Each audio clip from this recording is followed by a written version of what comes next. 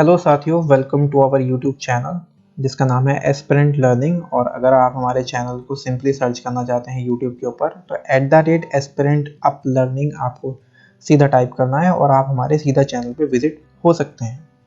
तो आज हम बात करने वाले हैं ब्लड से रिलेटेड जितने भी क्वेश्चंस आते हैं, हमारा यूपी पुलिस कांस्टेबल हुआ, एसएससी जीडी कांस्टेबल हुआ, ये जितने भी और एग्जाम्स रहते हैं ब्लड से रिलेटेड, आरबीसी, डब्ल्यूबीसी और ब्लड प्लेटलेट्स, इनसे रिलेटेड जितने भी क्वेश्चंस होते हैं आज हम उनको देखेंगे, थोड़ा एक्स्ट्रा भी जानेंगे उनके बारे में। तो चलिए फिर शुरू करते हैं।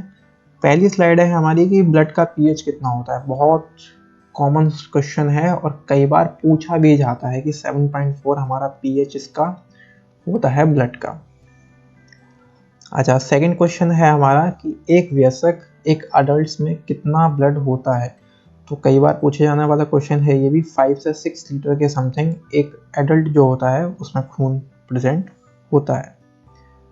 थर्ड क्वेश्चन है हमारा कि ब्लड कहाँ बनता है। देखिए ये क्वेश्चन, ये जितने भी क्वेश्चंस हैं ये आपको बार बार पूछे जाएंगे और कई बार आपको टेस्ट सीरीज में मिलेंगे भी। ये बहुत सारे क्वेश्चंस ऐसे हैं ब्लड के। तो इसका आंसर है बोन मैरो। ब्लड का फॉर्मेशन बोन मैरो में होता है।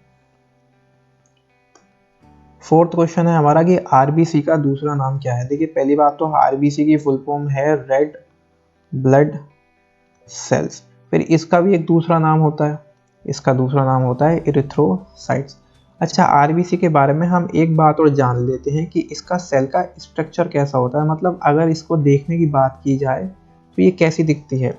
इसके जो सेल का स्ट्रक्चर होता है वो बाई कॉनकेव सेल स्ट्रक्चर होता है। और बाई कॉनकेव सेल स्ट्रक्चर कैसा होता है तो आपने देखा होगा जो कॉनकेव लेंस है, आपने कभी उसको ऐसे देखा होगा जो बिल्कुल बीच में से गहरा होता है, इस तरीके का कॉनकेव लेंस आपका होता है।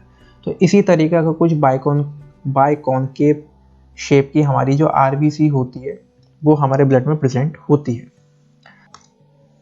छठा क्वेश्चन है कि आरबीसी रेड ब्लड सेल्स का लाल रंग किसकी वजह से होता है। बहुत ही कॉमन क्वेश्चन है, कई बार रिपीटेड भी है। हेमोग्लोबिन, नहीं पता तो याद कर लीजिए, बहुत काम आएगा।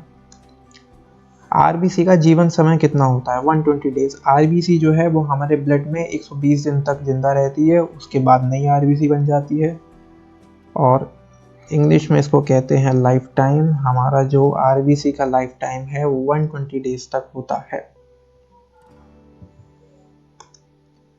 अच्छा, सेवेंथ क्वेश्चन है हमारा कि आरबीसी का कब्रिस्तान किसे कहते हैं। देखिए आरबीसी का कब्रिस्तान किसे कहने का मतलब है कि आरबीसी की डेथ कहाँ होती है। आरबीसी की जो डेथ होती है वो स्प्लीन में होती है। इस नाम को आप बखूबी याद रखिए क्योंकि आने वाली एक और स्लाइड्स में इसका दोबारा जिक्र होने वाला है। और अगर बात इंग्लिश की की जाए तो इंग्लिश में इसको ग्रेव यार्ड ऑफ आरबीसी भी कहा जाता है। और बहुत ही पूछे जाने वाला क्वेश्चन है, इंग्लिश में काफ़ी सिचुएशन है कि ग्रेव यार्ड ऑफ आरबीसी किसे कहते हैं। आंसर है स्प्लीन। अभी अभी आपने पिछले क्वेश्चन में देखा कि आरबीसी की जो डेथ है वो कहाँ होती है, वो स्प्लीन में होती है। और अब आप पढ़ रहे हैं कि ब्लड बैंक ऑफ बॉडी वो भी स्प्लीन है। तो हाँ बिल्कुल, ब्लड बैंक ऑफ बॉडी भी स्प्लीन को कहा जाता है और ग्रेव यार्ड ऑफ आरबीसी भी स्प्लीन को ही कहा जाता है। नाइन्थ क्वेश्चन है हमारा रिपेयरिंग ऑफ आरबीसी। जब हमारी आरबीसी डैमेज हो जाती है, रेड ब्लड सेल्स जो है हमारी, जब वो हमारी डैमेज हो जाती है तो उनकी जो रिपेयरिंग है वो लीवर और स्प्लीन दोनों जगह होती है। ये स्प्लीन बार बार आ रहा है, इसको बहुत याद कर लेना यार, क्योंकि क्वेश्चन यहाँ से बनते हैं, ऐसा नहीं कि क्वेश्चन नहीं बनते, और कई बार इस पर पूछा भी गया स्प्लीन से सब। सो हमारा 10th क्वेश्चन है कि डब्ल्यूबीसी का दूसरा नाम क्या है। देखिए डब्ल्यूबीसी का एक तो पहला नाम तो व्हाइट ब्लड सेल्स ही है, नाम से ही पता चल रहा होगा, व्हाइट ब्लड सेल्स।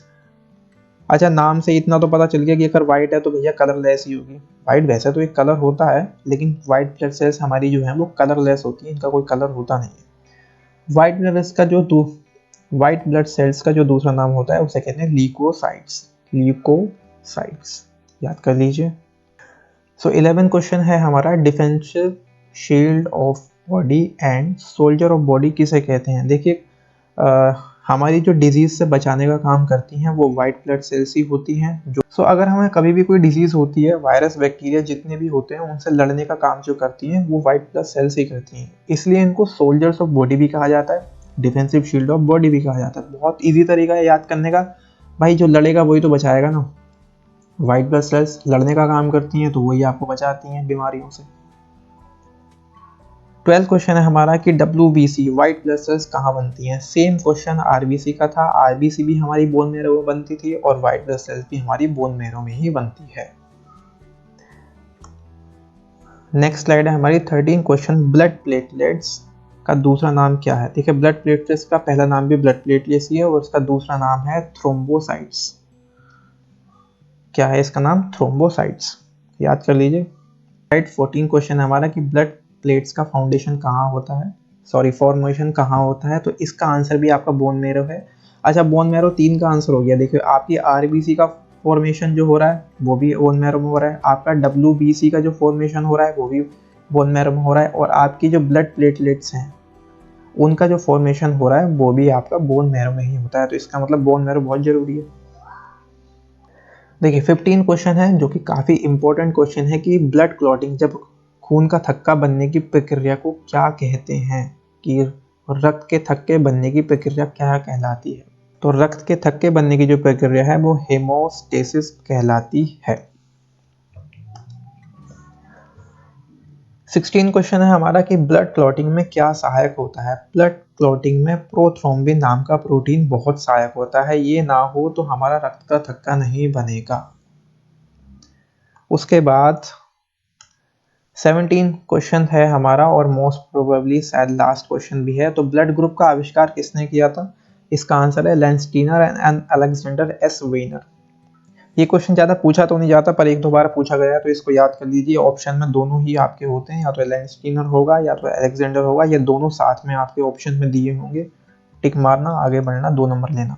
और अब बात करते हैं कुछ बोनस क्वेश्चंस की, जैसे RBC में न्यूक्लियस नहीं होता। ध्यान रखिए इस बात को, कभी कभी पूछ लेता है कि न्यूक्लियस RBC में होता है या नहीं होता है। ये इनमें से आपको ऑप्शन दे देगा कि न्यूक्लियस किस में होता है, WBC, RBC या ब्लड प्लेटलेट्स। और अगर हम बात करें WBC, तो इसमें हमारा न्यूक्लियस प्रेजेंट होता है। तो आपको ऑप्शन से कभी कोई पूछ लेगा कि किस में न्यूक्लियस होता है और किस में न्यूक्लियस नहीं होता है। और हमारा एक ग्रुप अभी बच गया जिसका नाम है हमारा ब्लड प्लेटलेट्स, और इसमें भी न्यूक्लियस हमारा नहीं होता। RBC में न्यूक्लियस नहीं होता, ब्लड प्लेटलेट्स में भी न्यूक्लियस नहीं होता। न्यूक्लियस केवल WBC में प्रेजेंट होता है। पूछा जा सकता है, बहुत इंपॉर्टेंट है। फिर एक क्वेश्चन है हमारा कि जो एक्सचेंज ऑफ गैसेस होता है, हमारे जो ऑर्गन्स होते हैं वो CO2 हमें दे देते हैं और ऑक्सीजन को खुद ले लेते हैं।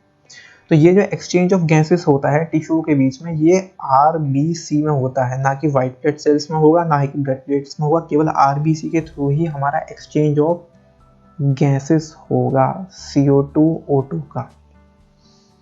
देखिए, WBC का जो लाइफ टाइम होता है, मैंने आपको बताया था RBC का जो लाइफ टाइम होता है वो 120 दिन तक का होता है, और WBC का जो लाइफ टाइम होता है वो 2 से सिर्फ 5 दिन का ही होता है। ये 2 से 5 दिन तक ही हमारे खून में जिंदा होती हैं, उसके बाद ये मर जाती हैं, जल जाती हैं। इसी तरीके से अगर हम बात करें कि ब्लड प्लेटलेट्स की, ब्लड प्लेटलेट्स का कितना टाइम होता है, ये हमारे ब्लड में 10 से 15 दिन तक ही जीवित रहती हैं, फिर उसके बाद नई बननी शुरू हो जाती हैं। तो ब्लड प्लेटलेट्स का जो लाइफ टाइम है वो 10 से 15 दिन है, और वाइट ब्लड सेल्स का जो लाइफ टाइम है वो 2 से 5 दिन है।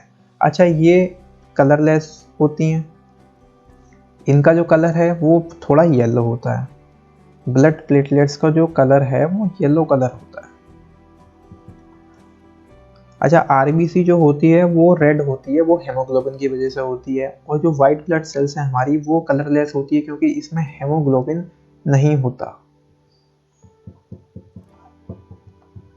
इसमें हेमोग्लोबिन प्रेजेंट नहीं होता।